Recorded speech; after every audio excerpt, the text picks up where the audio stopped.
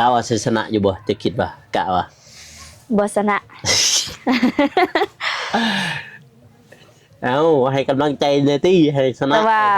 ถ้าชนะก็น้องก็ดีใจถ้าว่าชนะเด้ถ้าบ่ชนะก็บ่เป็นหยัง แต่ว่าตามที่น้องคิดนั่นตามที่น้องเดาเด้อด้านบ่ชนะจำบ่ชนะโดยภายในสิเตทีมงานนะมีเบาโกบเป็นผู้รักษาประตูเบาอนงเบาเจ็บเบาตูนแล้วก็เบาเตียงแล้วก็คนในบ้านเบาสายฝนแล้วก็คนในบ้านเบาเจ็บเนี่ยจาก2คนนี่แหละแล้วเบาเตียงกับอนงเตะได้บ่ได้คือกันถ้าเบิ่งมื้ออื่นอีต้นเด้บ่ชนะก็แบบพุ่งเตะกันมื้อพี่น้องเอ้ยบ่เจ็บเพิ่นก็มีเปอร์เซ็นต์ไหนเลยจังได้ก็ขอให้ชนะเด้อบ่เจ็บเพิ่นว่ามีเปอร์เซ็นต์สิชนะนะเงินรางวัล1ล้านพี่น้อง1ล้านบาทถ้าชนะก็ไปกินหมูกระทะถ้าบ่ชนะก็อดบ่เตียงเราอ่ะก็แนวว่าเรื่องนี่แหละบ่อยากตอบเนาะอย่าเว้าติแบบนั้นบ่ตูนมันบ่คือเลยมันบ่ถึกฮู้อยู่บ่ถึกบ่แต่บัดเว้านั่นน่ะน้องตอบเว้าอื่นบ่ตอบบ่อาจังซี่ถ้าว่าสิฮักสิมักกันหั่นบ่ให้เว้าเรื่องคนเก่าบ่ให้มาย้ำกับคนเก่าเอาง่ายๆทุกคนมันมีอดีตอยู่แล้วน้องบองก็มีแฟนบ่าวตุ้งก็มีแฟนว่าเป็นหยังเด้ว่าเวลาผิดคือมักเว้าใส่คนเก่าข้างนอกพอดีบัดแรกบ่ตุ้งนี่มันง่ายแล้วบัดนี้เว้าเรื่องเก่าเลยบัดนี้น้องเพิ่นตอบบัดนี้เจ็บท้องนี่เอาเดี๋ยวเอาเขาตุ้นผิดโอ้บัดขอโทษผิดแล้วมีหยังเบิ่งอีหยังล้างมือกินข้าวทางนั้นมันกรอบบ่มีหยังพี่น้องนั่นติเฮ้ยมาเด้อมากินข้าวเด้อดื่มบ่าวตุ้งมันกินข้าวกับน้องบองเพิ่นพี่อาหารก็มีแต่ซ้ำนี่แหละพี่น้องเอ้ยพี่บ่าวตุ้งก็มาแต่เวียกน้องบองเพิ่นก็มาแต่เวียกเก็บกาแฟบ่าวตุ้งเพิ่นไปถ่ายคลิปถ่ายงานนะพี่น้องเนาะ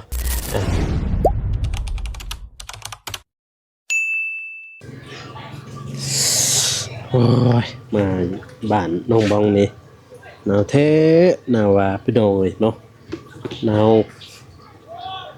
คิดว่าแต่บ้านเบาโกหนาวทางนี้ก็หนาวคือกันพี่เปิดผ่านมาเด้อพี่น้องเด้อพี่อยู่บ้านน้องบองเด้อพี่น้องเด้อช่วงนี้เนาะพี่น้องเนาะหลังจากที่ว่ากลับมาแต่เฮือนน้องกะเดยคือว่าบ้านน้องสาลีเพิ่นแหละพี่น้องเนาะจากบ้านน้องหานเพิ่นเนาะก่อนอื่นมัดกราบสบายดีและสวัสดีเด้อพ่อแม่พี่น้องเนาะว่าสิอยู่ภายในหรือว่าต่างประเทศก็ยินดีต้อนรับเข้าสู่ช่องเบาโกชนบทสปปลาวพี่น้องเนาะมาต่อที่บ้านน้องบองเพิ่นบรรยากาศยามแลงพี่น้องมาถ่ายวิถีชีวิตของเพิ่นนะพี่น้องเนาะว่าเพิ่นไปใช้ในมื้อนี้เนาะแล้วก็สิมาแจ้งข่าวดีให้พ่อแม่พี่น้องเพิ่นได้เบิ่งนะพี่น้องเนาะก็คือมื้ออื่นทีมงานสายบุญลาวใต้เจอศึกหนักพี่น้องเนาะก็คือเตะฟุตบอลนั่นเองพี่น้องเนาะกับทีมครูอาจารย์หรือว่าทีมเอกลักษณ์ชนเผ่ากะตูพี่น้องเนาะแล้วก็ให้น้องพ้องกันมาชมมาเชียร์เนาะมาเชียร์ปาตูนนั่นแหละพี่น้องเนาะป้าเพิ่นอยู่เฮือนอยู่ซ่านบ่ได้พี่น้องมาสิแรงๆคำได้เข้าเพิ่นมาแต่หัวแต่สวนน้องบ้องยืนคว้าบ่โอ้พี่น้องเอ้ยพี่มาเฮือนครัวพี่ได้บัดนี้ได้เฮ้ยเฮ็ดอีเชื่อเลยกินข้าวได้ยังกินเอ้ากินไหมวันนี้มากินข้าวนำกันไปโอ้ได้ยังกินข้าว ข้าวเอ้ยกินข้าวพี่น้องไอ้พี่แล้วยังหั่นสินยังน่ะสินยังน่ะเฮ็ดยังกินโคมไก่โอ้กินข้าวไปแซ่มื้อนี่ไปเวียกสนุมไปเวียกสนุมโดยเออบัดอ้ายจะบ่เป็นสนุมเลยว่าจ้ะมื้อนี้พักพรดนได้ไปเวียกบ่ได้พักเพิ่นบ่ได้พักโดยเพิ่นไปเวียกผู้ใดเวียกสนุมคือกันบ่โดยเวียกสนุมกับเวียกน้องเองเอาในครอบครัวน้องมี2คนบ่เป็นสนุมโดยมีเจ้ากับอ้ายน้องกับอ้ายพี่น้องเอ้ยไปเก็บกาแฟบ่หรือว่าไปช่วงนี้เก็บกาแฟโอ้เก็บกาแฟได้จักโลหรือว่าปนกันเลยบ่ปนกันอ๋อปนกันเลยพี่น้องเอ้ยพามาเด้อพี่น้องเด้อมากินข้าวเอิ้นผู้ใหญ่นะเอิ้น FC นะมาเด้อพี่น้องมากินข้าวนำกันน้องบองเพิ่นหากะมาแต่สวนพี่น้องเอ้ยเบากูมาพอดีแวะหาเพิ่นเลยนี่ศรัทธาเพิ่นทางแต่บ่ตุนเข้ามาอยู่บ่ตอนเช้านี่บ่โดยพี่น้องเอ้ยมื้อวานนี้ได้ยังกินมื้อวานเห็นไอ้เตียงเฮ็ดก้อยบ่หรือลาบหนูบ่เอิ้นก้อยหรือลาบน้องบ่ฮู้น่าจะเป็นก้อยนี่แหละไปก้อยหนูกับต้มหนูคือกันบ่ได้ไปได้หนูหั่นซิมงานเนาะซิมเอามาแต่กระลืมโอ้แต่กระลืมพุ่นโดยอ๋อขออาหารแซ่บพี่น้องเลยคักดิถ้าก็เฮ็ดแบบว่าอันนี้แบบลาบแล้วก็ก้อยก็ได้คักอยู่ไปผักใส่ผักหอมป่นแห้งแซ่บทางบ้านเจ้าเป็ดไก่บ่ได้ตายบ่ทางบ้านข่อยบ่ได้เบิดเลยเป็ดข่อยเป็ดไก่บ่เหลือเลยพี่น้องไอ้ทางนั้นบ่ฮู้ว่าเป็นหยังย้อนมันเย็นนี่แหละเขาว่าย้อนมันเย็นเป็ดไก่นี่บ่เหลือเลยพี่น้องก็พวกอื่นน้องบ่ฮู้แต่น้องบ่ได้เลี้ยงน้องบ่ได้เลี้ยงโดยอะไรบ่ฮู้โดยเป็ดไก่หมูบ่ได้เลี้ยงเป็ดไก่หมูบ่ได้เลี้ยงเนาะทางบ้านอ้ายที่เสียดายไปเบิดเป็ดไก่ก็ได้บ่เหลือไก่ข่อยบักลายนี่บ่เหลือตายเป็ดก็บ่เหลืออิ่มแล้วบ่ก็บ่ไปปะใส่ตู้เย็นพุ่นไปปะใส่ตู้เย็นพุ่นติจังได๋แมวมาก็ลักกินอีกพอดีบ่ได้กินมื้ออื่นพี่น้องบางเพิ่นกินข้าวพี่น้องเอื้อยจะกินแล้วบ่บ่ฮู้หิวแห้งเอื้อยกินบ่ได้น้องโทรมาไปบ่ได้โทรตุ้นอยู่ไม่เยอะบ่ตูนโทรสงสัยเพิ่นสิมานี่แหละติน่าจะแม่นมาแต่ลองโทรกลับไม่เยอะได้รับอยู่บ่ได้จะรับบ่กินนี่โอ้โทรบ่ได้เป็นหยังอีหยังใส่ถากอีหยังมาหยังมาหยังบ่มีหยังมีหยังอีกบัดนี้งงมันนี่ใส่ถากบ่หรือหยังแล้วกินข้าวก่อนนะบ่ถามเพิ่นสิมากินข้าวนี้บ่ฮู้เพิ่นแซ่ได้ยังซั่นระบายยังบ่ได้แซ่ติดอยู่บ่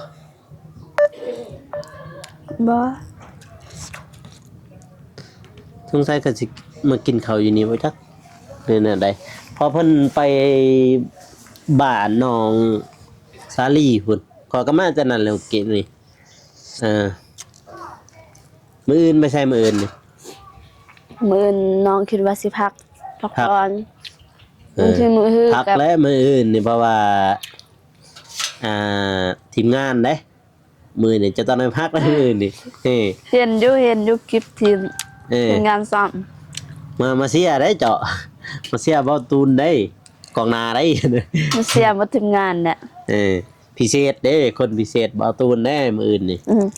ม มาเสียมื้ออื่นนี่พี่น้องเอ้ยทางทีมงานเฮาสิได้เตะฟุตบอลหรือว่าเลินกีฬาพี่น้องเอ้ยเนาะ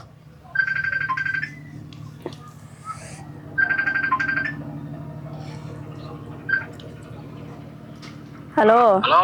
สบายดีถ่ายคลิปเด้อ ครับอะไร ถ่ายคลิป ถ่าย อยู่ คลิ นี่ ปเด้อ ถ่ายคลิปอยู่บ่ตอนนี้ถ่ายคลิปกำลังถ่ายคลิปด้วยกันเด้อสบายดีเด้อ โดยสบายดีเด้อ จะได้ไปตูน โอ้ไปรัดอยู่บนเลยเบาโก้เนี่ยไปรัดแบบบ่ครอบเจ้าของเนาะ เบ้อเด้อ ขึ้นเลย เอาขึ้นบ่เฮ้ยทางนั้นขึ้นบ่ บ่ครอบอยู่นี่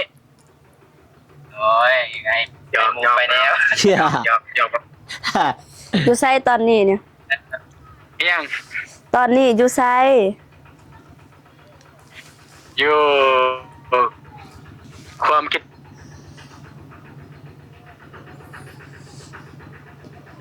เราก็สิมากินข้าวอยู่นี่มาสัญญาณจะบ่ได้หยัง สัญญาณ สัญญาณขาดน่าจะแม่นเพิ่นสิมากินข้าวอยู่นี่เตื้อบ่แนวไหนพอเพิ่นสิมาแต่บ้านน้องชาลีพุ่นเด้เพิ่นไปหั่น อืม ขอยก็มาเท่านั้นแหละขอยมาก่อนขอยขี่รถจักรเด้ขี่รถจักรก็มาก่อนบัดนี้พี่น้องเอ้ยมื้ออื่นบอกน้องอำพรเด้อว่าให้ไปเชียร์เบาโกนแน่ว่าซั่น เย็นบ่นะอภรนะ บอกน้องว่าน้องอภรมานี่บ่ได้มาติ มินี่บ่ ก็มากินนะคิดว่ามื้ออื่นให้เจ้าไปบอกเราให้ โดยมีแต่ว่ามื้ออื่นน้องสิไปบอก บ่แม่นมื้ออื่นจะน้อยนี่แหละ จะน้อยนี่แหละ ถ้าอาบน้ำแล้วก่อนสินอนก็สิโทรหาเพิ่นก่อนสิบอก มาบอกว่ามื้ออื่นบ่ให้ไปใช้ไปเชียร์เบาโกว่าซั่น โดย ไปเชียร์ทั้งทีมงานนั่นแหละพี่น้องเลยเนาะเพราะว่าทีมงานเป็นศิลปินกีฬาเด้อมื้ออื่นนี่ถือว่าเจ้าหรือว่าทีมงานลาวใต้เฮาเป็นบุญตาที่สุดได้ที่ได้เห็นทางบ่าว ภาย เตียง ในภายในสิเตะทีมงานนะ มีเบาโกบเป็นผู้รักษาประตูเบาอนงเบาเจ็บเบาตูนแล้วก็เบาเตียงแล้วก็คนในบ้านเบาสายฝนแล้วก็คนในบ้านเบาเจ็บในจาก2คนนี่แหละ นาเบานาเบาเตียงกับตาอนุเตะได้บ่ ได้คือกันถ้าเบิ่งมื้ออื่น อีต้นเด้ แบกพุ่งเตะแล้ว2คนพนนั้นกับเบาฝนกระท่องพุ่งคือกันถ้าเบิ่งพี่น้องเอ้ยมื้ออื่นนี่ผู้ใดสิแบกพุ่งไผ เตะกับช่างเอกลักษณ์ชนเผ่ากระตูคนนี้เขาน่าจะ เตะ เป็น กับคนบ้านใด กับครูอาจารย์แน่แล้วก็คนในบ้านอาหังกับบ้านห้วยดำนี่ปนกันไปหั่นน่ะ อืม ทีมงานชนเผ่ากระตูเพิ่นแหละแต่ว่าเบาโกเคยเตะกับเขาเจ้าอยู่ยอมรับว่าเขาเจ้าเป็นเขาเจ้าลินหน้าลินหลังได้เบิดเขาเจ้าเก่งเด้แต่ทีมงานเฮานี่ถ้าเบิ่งน้ำอื่นตะปัดตะแป๊ดแล้ว เตะตอนจักโมง 3 โมง 3 โมง 15 โมง15 โมงแรงนั่นนะ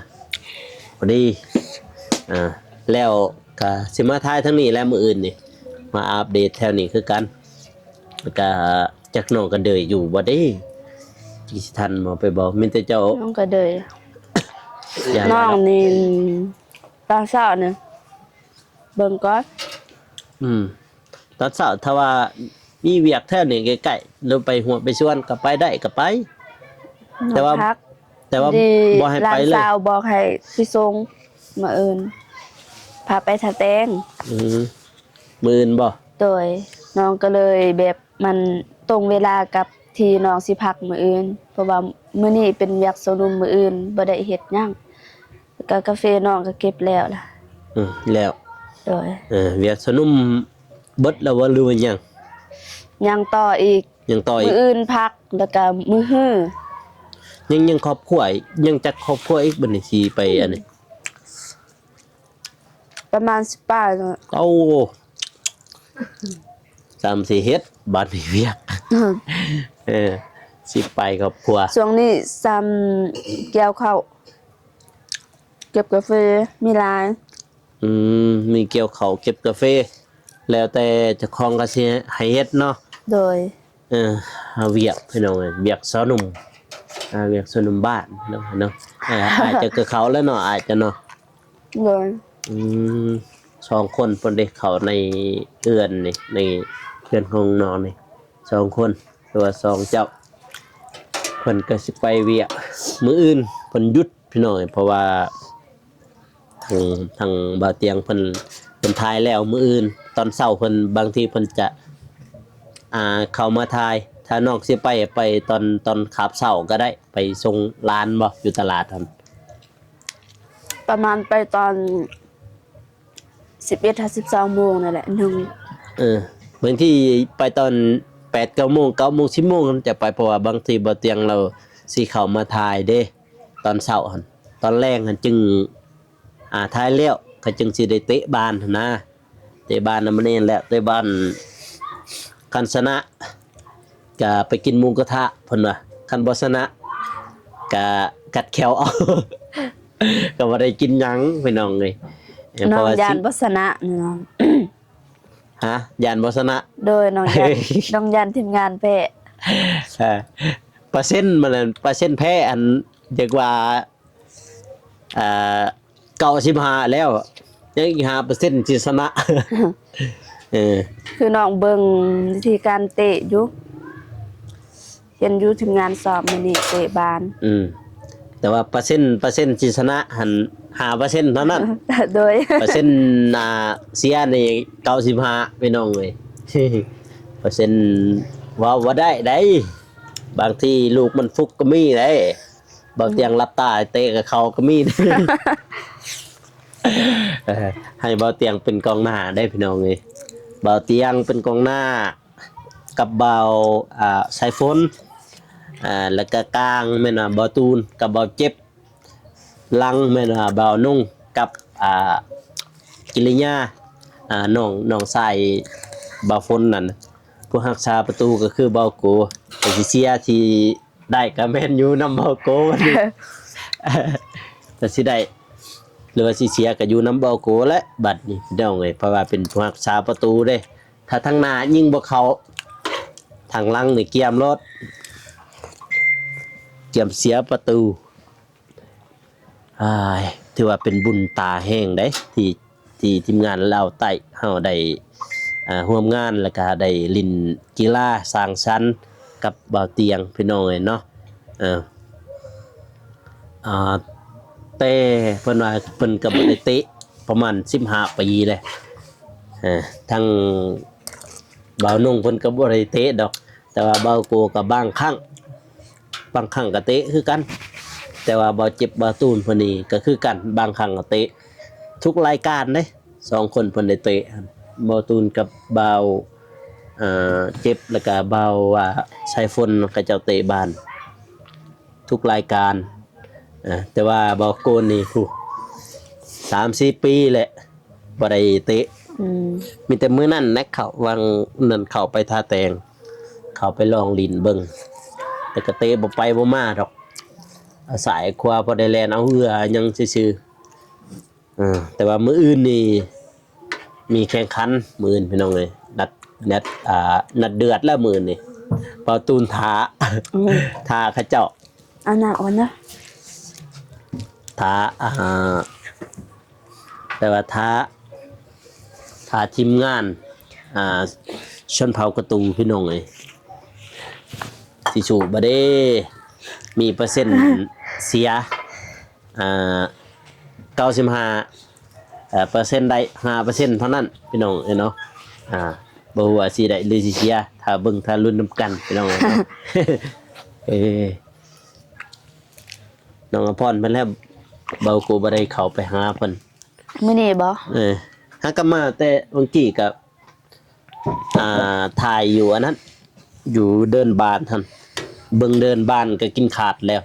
FC เขาเจ้าว่าแพ้แต่ก่อนลงสนามแล้วแพ้แล้วเข้ามา แพ้แต่บ่ทันได้ลงสนามหมดเลยนะกะว่าสิชนะอยู่บ่จะคิดว่ากะว่า บ่ชนะ เอาให้กำลังใจเนตี้ให้ชนะ แต่ว่าถ้าชนะก็น้องก็ดีใจ ถ้าว่าชนะเด้ ถ้าบ่ชนะก็บ่เป็นหยัง แต่ว่าตามที่น้อง เดี๋ยว คิดนั่นตามที่น้องเดาเด้อด้านบ่ชนะ แต่บ่ชนะ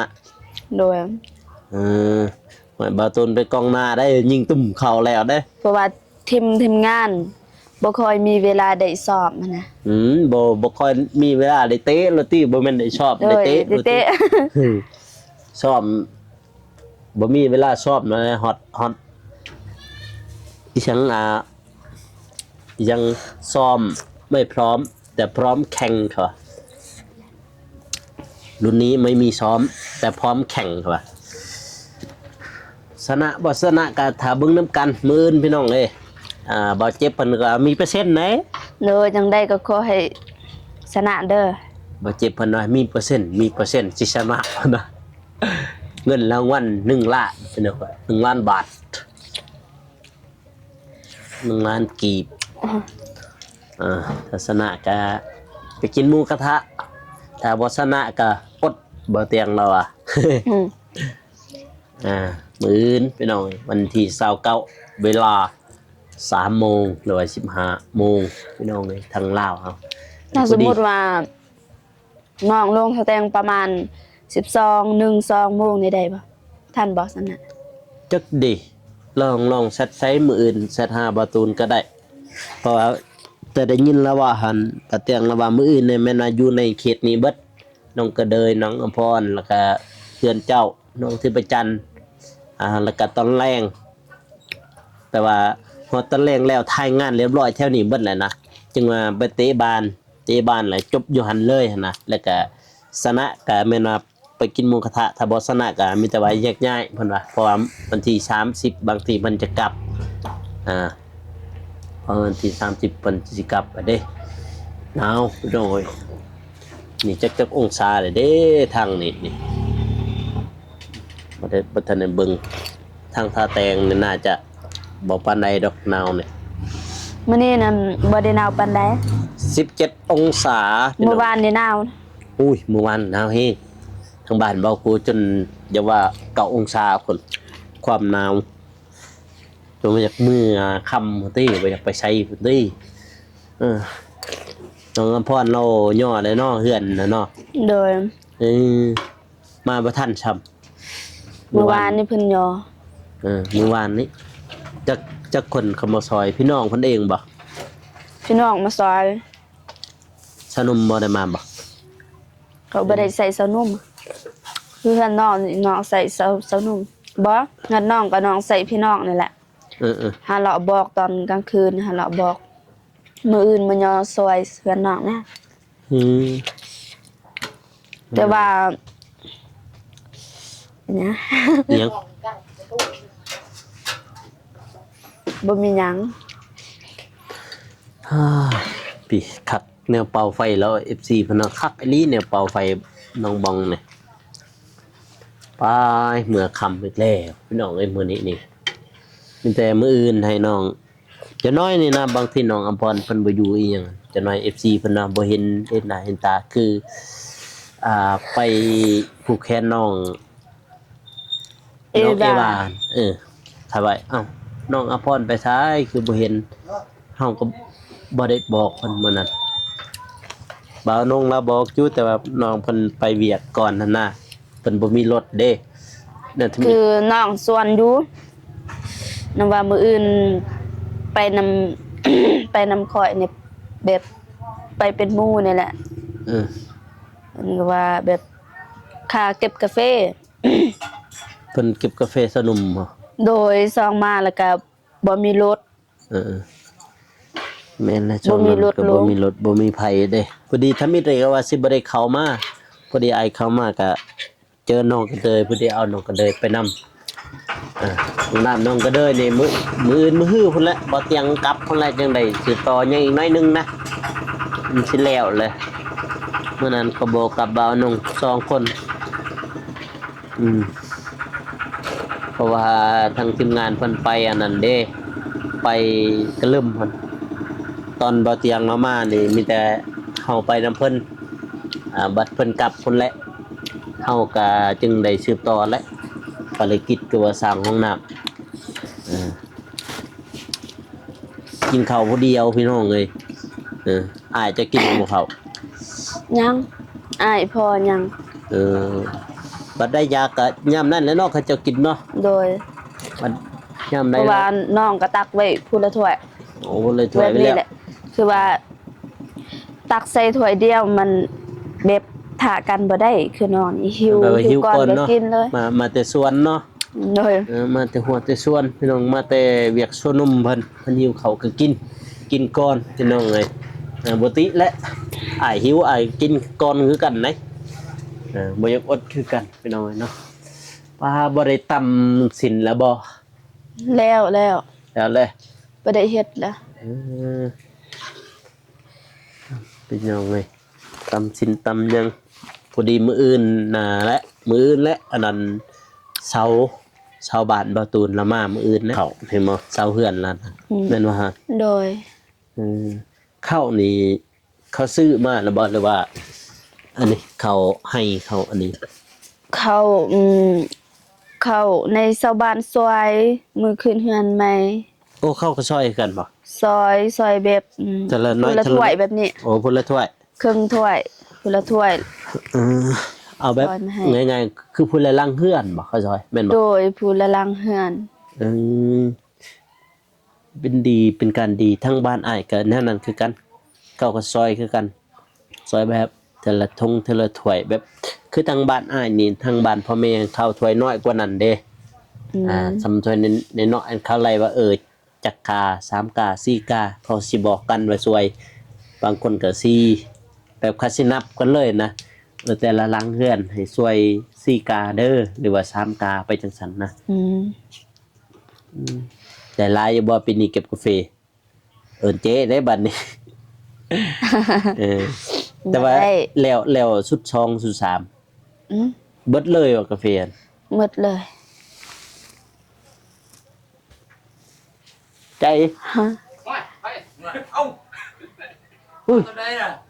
ได้มันเป็นโจน นั่นนี่มันเป็น ขึ้นมา สบายดีเด้อ มาเด้อขึ้นมาเด้อ ยังอยู่เป็นครัว ฮะ ถ้ากันนี้มัน นั่งเล่าเรื่อง รู้จักคนรู้จักคน ฮะ รู้จักคน อยู่2คน เฮ้ย เอ้ย พี่แก พิธีจะได้เอื้อเราหักกะลงมันก็ขึ้นเฮือน แม่นบ่ ในนั่นบ่ เนี่ยมันได้ละ ดีๆเด้อบ่ยอกหัวอันนี้ได้เห็นเนาะนั่นแหละไอ้ที่คนม่วนเลย เอ้าชื่อเมื่อไร กลับไปแล้วมาส่งมาต้นแล้วถากเบิ่งเลยเด้อ เอ้า จริง สิกลับเลย กลับแล้ว ขึ้นมานำกัน บ่เป็นหยังลูกเราให้ เห็นบ่ ที่ว่าลิ้นให้ เออ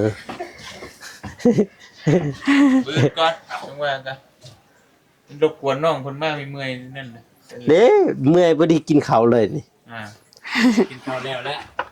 แล้ว กินได้เดียวกินยัง ถ้าบ่ไหวเลยหิวแฮง นี่ สิทาจะบ่คนหิวเนาะคนหิว มีเพื่อไว้บ่ ยังอยู่กินบ่ ยังอยู่เลย อยู่อย่าแต่บ่ได้น้อยใจ อย่าแต่บ่ได้ มาเลย เออ โอเคให้กลับมาได้น้องเด้อใจโดย เดินทางปลอดภัยซะนะคันสิกลับนะโดย ให้ฝากเด้อบ้องเด้อไปต้มยำเก่งเอาไปเลย ไปดับไปก้อย รู้ป่ะเราเจ็บจัดกล้องกันหน่อยว่าทางแท้อันนี้บริบาลลังไม้เลยแต่ว่าที่ว่าซีว่าย้อนเรื่องลังไม้เป็นเมื่อคืนยังไม่อยากตอบเสียค่ะ ปุ๊อืม ตอบจะได้ บ่ไม่ตอบแต่ว่าตอบแบบบ่เต็มใจกะลี จักนอน บ่แม่น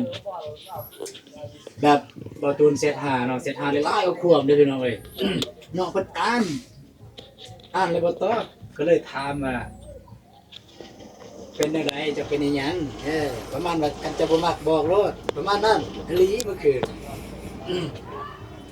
ประเด็นน้องเพิ่นว่าน้องเจ็บท้องมันบ่คือ น้องบ้องหันมาทางนี้ติบ่หันนั่งมันอันนี้นี่ จนฮอดมื้อเช้าเลย ตอนเช้านี่น้องอันนั้นน้องละเมอน้องก็เข้าไปอ่านแล้วแต่พอดีน้องมันมีเรียกน้องก็เลยคิดว่าสิตอบอยู่แต่ว่าละเมอไปจนลืมตอบเพราะว่า แล้ว น้อ แม่ ง คิดหาแต่เรื่องอื่น เอาก็เฮ็ดเวียกสนุกเด้ ลืมตอบ ว่าลุงเวียกเด้อประมาณนี้น้องก็หาก็ขู่นี่แหละก็เลยสาดวันนั้น เมื่อคืนนะอยากรู้เมื่อคืนมันนั่งอยากตอบ ก็ตอบแล้วเด้ว่า ตอบ เจ็บท้อง เรื่องตอบในตอบ แต่ว่า สำซาจะมาตอบเดี๋ยวใส่เราสับเบิ่งนะเอ้าเพราะว่าน้ำรถเบาเตียง โทรศัพท์ นี่ครับไฟเบิ่งเสร็จแบบน้องเพิ่นลงโน้ตจังซี่พี่น้องไงเพิ่นลงโน้ตประมาณว่าอยากหลับแบบบ่ตื่นเลยเอ้าคือว่าจังซี่น้องเพิ่นมีปัญหาหยังอยากพูดครับก็เลยบ่ตื่นก็เลยถามมันเจ้ามีอีหยังเจ้าเป็นอีหยังประมาณว่าอยากพูดว่าเจ้าเจอปัญหาหยังในตอนนี้เจ้าบอกขอยได้บ่คันถ้าคอยซอยได้ขอยสิซอยอ่านก็บ่ตอบแนวใดวะก็เลยแบบเว้าแนว ก็เลยเว้าแนวแบบว่าให้มันผิดซะบ่ตุนก็แล้วจังซี่คือว่าแล้วเฮาบ่ได้สำคัญเด้ผู้บ่าวเก่าสำคัญน้องมันเลยตอบว่าเจ็บท้องเมื่อก็บ่ตุนก็เลยโอเคท่านนอน น้อยใจเปิดต้นน้อยใจ ยังครับเพราะว่าเสร็จยาวๆเสร็จบ่ตอบเลยอ่านแล้วบ่ตอบอืม ก็เลยว่าแบบนั้น คือกันเลยเป็นหยังคือว่ามักเว้าใส่คนเก่า เอาก็แนวเว้าเรื่องนั่นแหละบ่อยากตอบเนาะ อย่าเว้าติ แบบนั้น บ่ตุนมันบ่คือเลยมันบ่ถึก บ่ถึกฮู้อยู่บ่ถึก บ่ แต่บัดเว้านั่นน่ะน้องตอบเว้าแนวอื่นบ่ตอบ อาจังซี่ถ้าว่าสิฮักสิมักกันหั่นบ่ให้เว้าเรื่องคนเก่าบ่ให้มาย่ำกับคนเก่า แม่น เอาง่ายๆทุกคนมันมีอดีตอยู่แล้ว แม่น น้องบองก็มีแฟนบ่าวตุ้งก็มีแฟน คือว่าเป็นหยังเด้คือว่าเวลาผิดคือมักเว้าใส่คนเก่าข้างนอก นี่มันนี่ถามเจ้าได้บ่นี่ แล้วก็ไอ้ตูนเพิ่นก็ตอบนอนแล้วน้องก็ นี่ เว้าใส่คนเก่าของไอ้ตูนคือกันเลย นี่ บ่ เว้าแบบซื่อนี่แหละ นั่นแหละก็คือความหมายว่าที่บ่ตูนเสร็จนะเสร็จเว้าเรื่องอื่นนั่นน่ะบ่ตูนเสร็จปุ๊บอ่านบ่ตอบเสร็จอีกก็อ่านบ่ตอบอีหยังวะคิดในใจเสร็จปุ๊บบ่ตอบพอดีว่าวันแรกบ่ตูนก็อยากหายแล้ววันนี้เว้าเรื่องเก่าเลยวันนี้น้องเพิ่นตอบบัดนี้ เบิ่ง เจ็บท้อง นี่เอาบัดเดียว สิเบิ่งเด้อ เอา แม่ง บัดนี่มีเซตเก่าอีกเอาบัดนี่เฮ็ดเจ้าบ่ตูน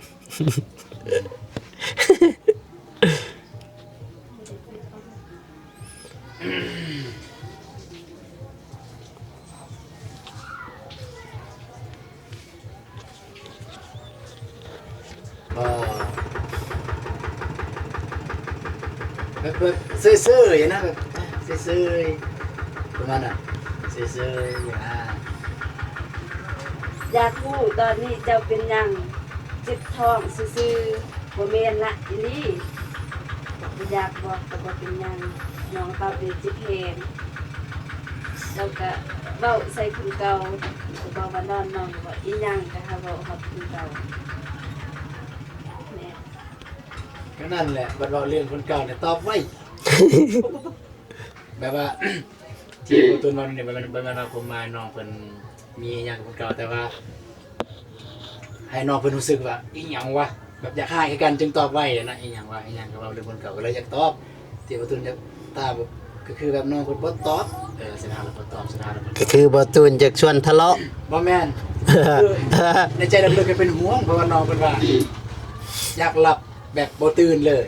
เอ้า อืม น้องเจอปัญหาหยังแบบตอนนี้ เลยถามว่าน้องเป็นอีหยังน้องเจอหยังในตอนนี้บอกอ้ายได้บ่ว่าคันซอยได้สิซอยประมาณนั้น อืม อ่านก็บ่ตอบนั่นน่ะก็เลยถามอีกเจ้าเป็นอีหยังแท้เจ้าคือบ่บอกเจ้าก็บ่บอกค่อยนะก็เลยไปรู้สึกน้อยใจว่า มันแม่นอยู่ว่าคนสำคัญนะ อืม เราเจอปัญหาปานนี้เราก็บ่อยากบอกเฮาถ้าเฮาสำคัญเราต้องบอกว่าน้องเป็นอย่างนี้ประมาณนั้นนะก็เลย เดี๋ยว มันมีใดผู้หญิงที่เขาบ่กล้าบอกเขายังอายมันมีใดส่วนตัวของเขา ถามปานนั้นแหละ ส่วนตัวของเขา ส่วนตัวของเขาก็คือโอเคเอา ฮู้แต่ซ้ำนั่นแหละพ่อ โอเคจบซั่นเบาตูนผิดขอโทษผิดแหละมีหยังเบิ่งอีหยังทางนั้นมันกรอบนี่เบิ่งเลยมีหยัง บัดนี้เงาะเจ้าบัดนี่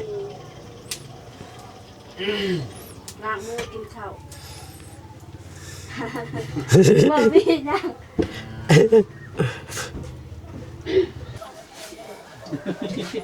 มีหยัง บ่มีกิน อ้าว พี่น้องเอ้ยก็ เนาะ ข้าวกินน้ำก่อนพี่น้องเดี๋ยวกินข้าวแล้วจึงสิลมกันไหมพี่น้องเอ้ยตอนนี้ก็ขอตัวกินข้าวก่อน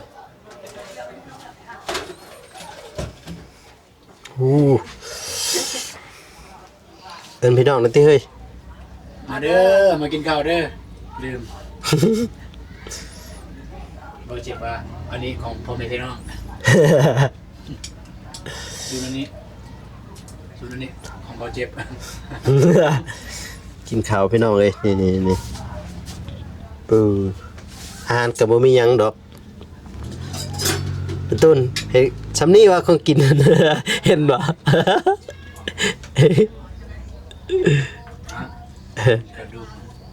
อ้าว กระดูก กระดูกมันยำได้ กินข้าวเด้อพี่น้องเด้อบ่าวตูนมันกินข้าว เบิ่งหยัง กับน้องบองเพิ่นพี่ปูอาหารก็มีแต่ซ้ำนี้แหละพี่น้องเอ้ยพี่บ่าวตูนก็มาแต่เวียกน้องบองเพิ่นก็มาแต่เวียกเก็บกาแฟบ่าวตูนเพิ่นไปถ่ายคลิปถ่ายงานนะพี่น้องเนาะไปบ้านน้องซาลีพุ่นแหละนี่เพิ่นกลับมาก็เลยมาแวะกินข้าวที่ไกลพี่น้องเอ้ยเพิ่นมาแต่หัวแต่ส่วน โอ้ยดอกพี่น้องเลยเดี๋ยวนี้ก็เป็นไรนะฮักหลายคู่นี่พี่น้องกินเขาวหวมผ้ากินปลาหวมทองเป็นบ่ตูนข้าวแนวนั้นบ่ มาพี่น้องมากินข้าวเด้อพี่น้องเด้อ ส่งหัวใจวะนะ ถึกแต่ บ่แม่นส่งหัวใจแม่ทางฝั่งไทย รถฝากเกลือนบ่ บ่แม่น ยังบ่ได้เอาซ้ มื้อนี่ว่างบ่ ำมื้อนึงแล้วว่า มือแล้ววางเอ้าบ่ได้หักมือใส่กันอุ้ยไม่ยังแมป เฮ็ดหยังนักเลย อักซื่อ บ่ให้เอานำมาบ่ให้อายนำบ่ถามนี่ ๆหักตลอดแหละ หักตลาด หักตลอดคิดฮอดเสมอฮะ อ๋อ เดี๋ยวเมื่อก็ลืมไผโทรหาไผ นี่โทรหาเรา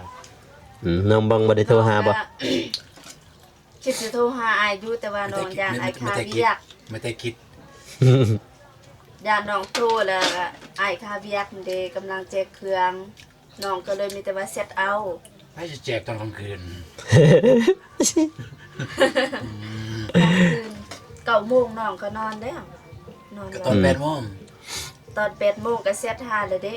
อายก็ยังว่ากินข้าวถ่ายอีกแป๊บ น้องทาดนเนี่ย